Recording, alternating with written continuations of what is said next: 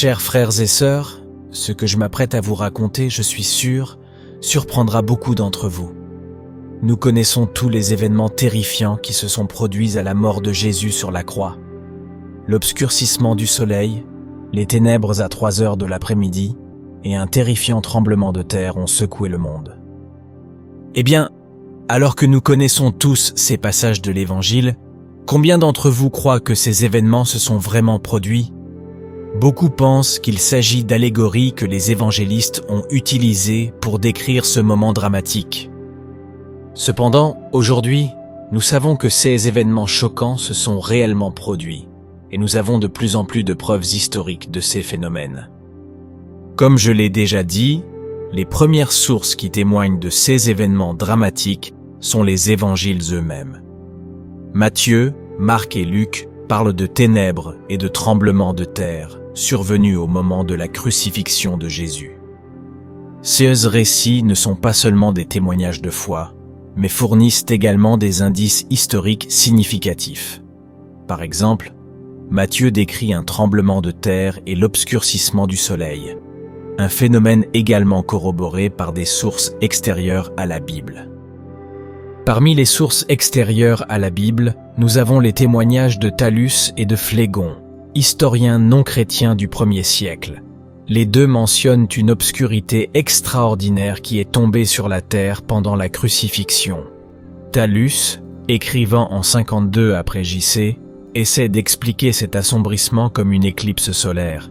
Mais cette explication est contestée par d'autres historiens, comme Julius Africanus, en raison de l'impossibilité d'une éclipse pendant la pleine lune de Pâques.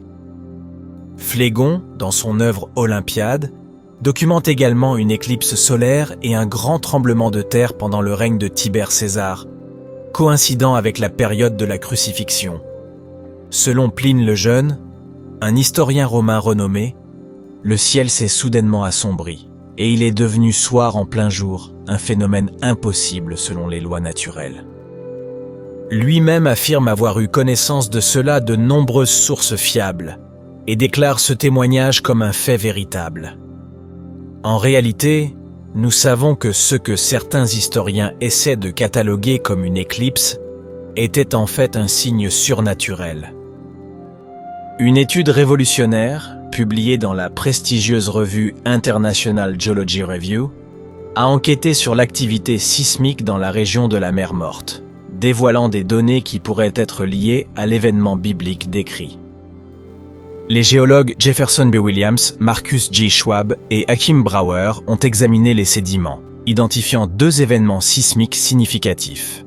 L'un en 30 et un avant J.C., et l'autre entre 26 et 36 après J.C. Ce dernier se situe dans la période historique où Ponce Pilate gouvernait la Judée, correspondant à la description du tremblement de terre dans l'Évangile selon Matthieu. Ces informations, combinées avec des données bibliques, astronomiques et historiques, nous amènent à identifier une date précise pour la crucifixion, le vendredi 3 avril de l'an 33 après J.C. Cette date pourrait marquer le véritable jour de la crucifixion et de la mort de Jésus, un détail chronologique qui n'est pas seulement une simple note historique, mais représente un pont entre le monde humain et le divin. Un instant où ciel et terre se sont rencontrés dans un acte de rédemption sans précédent. Bien qu'il n'y ait pas d'artefacts archéologiques directs témoignant de l'événement, les altérations dans les dépôts sédimentaires analysés par les scientifiques pourraient être celles causées par le tremblement de terre décrit dans l'Évangile selon Matthieu. Ce séisme, bien qu'il ne soit pas assez fort pour être enregistré dans les chroniques non bibliques, fut suffisant pour secouer profondément les centurions qui ont assisté à la crucifixion. L'Évangile selon Matthieu se souvient vivement de ce moment. Et Jésus, poussant un grand cri, rendit l'esprit. Et voici, le voile du temple se déchira en deux, de haut en bas. La terre trembla, les rochers se fendirent, les sépulcres s'ouvrirent. Ces mots ne sont pas seulement la narration d'un événement historique, mais aussi un témoignage de la puissance divine intervenant dans l'histoire humaine. Frères et sœurs, Ces découvertes nous rappellent que la foi et la science peuvent converger pour révéler la grandeur et le mystère du plan divin. Nous pouvons regarder ces événements avec des yeux de foi, reconnaissant en eux l'œuvre de Dieu, qui a secoué le monde pour ouvrir les portes du salut.